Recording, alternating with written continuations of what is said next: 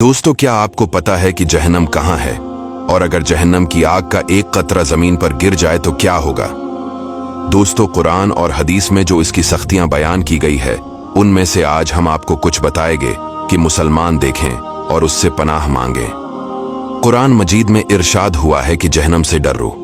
दोस्तों, जहन्नम की आग 1000 बरस तक धौंकाई गई, यहां तक कि सर्ख हो गई, फिर 1000 बरस और यहां तक कि सफीद हो गई, फिर 1000 बरस और यहां तक कि सियाह हो गई।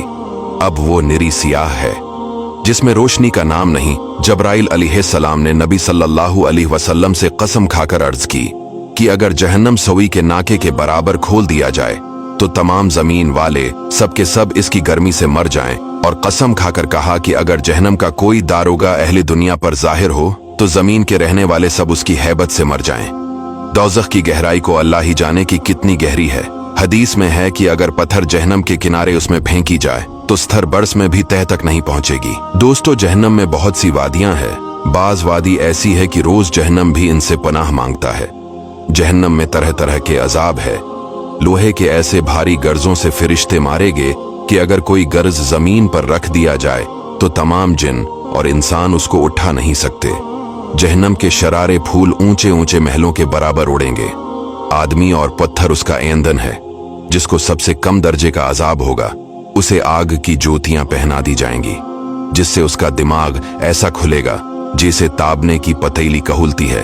वो समझेगा कि सबसे ज्यादा अजाब इस पर हो रहा है, इस पर सबसे हल्का है।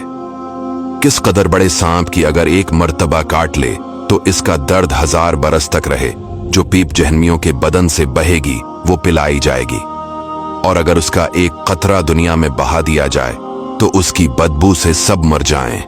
और अगर गले में जाकर फंदा डालेगा उसको उतारने के लिए पानी मांगेंगे, उनको वो खोलता पानी दिया जाएगा।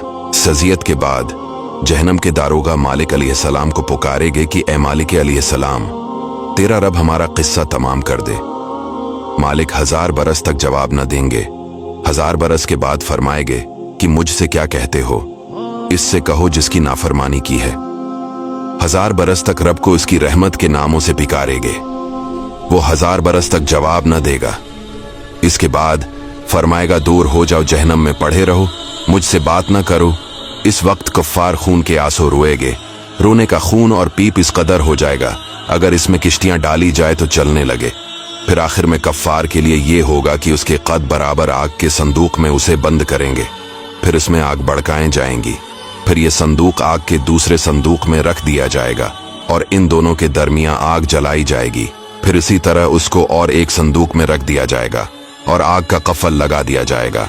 तो अब हर काफिर ये समझेगा कि इसके सिवा अब कोई आग में न रहा, और अब ये अजाब उसके लिए हमेशा है। जब सब जनती जंत में दाखिल हो लेंगे और जहन्नम में सिर्फ वही रह जाएंगे जिनको हमेशा के लिए उसमें रहना है, और इस वक्त जन्नत और जहन्नम के दरमियान मौत को मेंढक की तरह लाकर खड़ा कर देंगे। फिर मनादी जन्नत वालों को पुकारेगा। वो डरते हुए देखेंगे कि कहीं ऐसा न हो कि यहां से निकलने का हुक्म हो। फिर जहन्मियों को पकारेगा। वो खुश होते हुए देखेंगे कि शायद इस मुसीबत से रहाई हो जाए। फिर इन सब से पूछा जाएगा कि इसे जानते हो? सब कहेंगे कि ये मौत है। वो ज़बह कर दी जाएगी और कहेगा कि ए अहले जन्नत, अब हमेशगी है, अब मरना नहीं। इस वक्त जन्नतियों को खुशी ही खुशी और जहन्मियों के गम ही गम। दोस्तों, वीडियो को शेयर कीजिएगा।